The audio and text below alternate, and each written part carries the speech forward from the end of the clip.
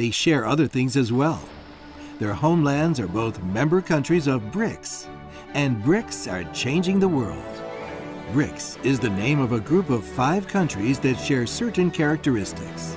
Together, they are reshaping global relations and the global economy. It's a big task, but these 5 countries have the resources to do it. They include some of the largest, most populous, and most economically dynamic countries in the world. The name BRICS is an acronym composed of the first letter of the name of each country: Brazil, Russia, India, China, and South Africa.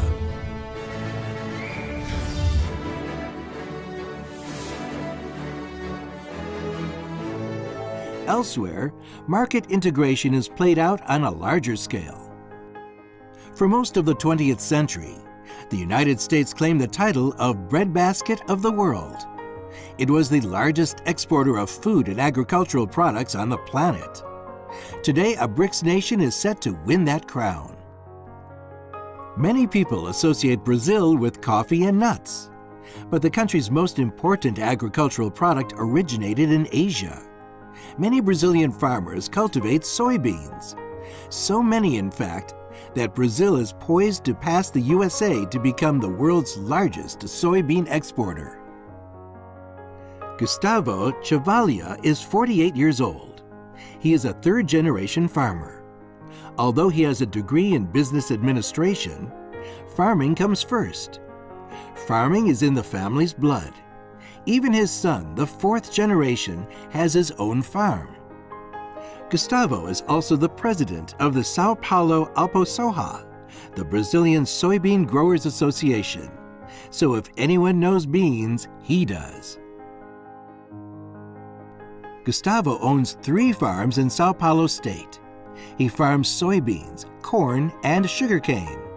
Their combined area is almost 300 hectares. That's around 3 square kilometers. By Brazilian standards, it's just a medium-sized farm. These days, agribusiness is big business in Brazil. Big, big business.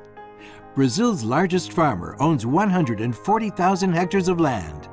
That's over 1,400 square kilometers. In the decades since the formation of BRICS, soybean production in Brazil has doubled. It is an inconvenient truth that some of this growth has been at the expense of the environment. The controversial opening of new farmland accounts for part of this explosive growth, but so too does good management. We have problems with transportation, logistics, ports, and railways.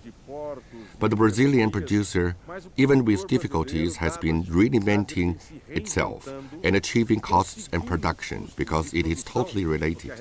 If you have good productivity, you have cheaper costs, so Brazilian producer has managed to dribble a little of this cost and has managed to meet exports with reasonable international prices. As Brazilian transport infrastructure improves, production costs will continue to fall, further increasing soybean farmers' profitability. But the biggest help of all is Mother Nature. Brazil is blessed with the ideal conditions for high crop yields. And with a little help from its farmers, Brazil's productivity will continue to rise. The level of conditions of soil of Brazil already offered ideal conditions for planting. The weather conditions are also positive.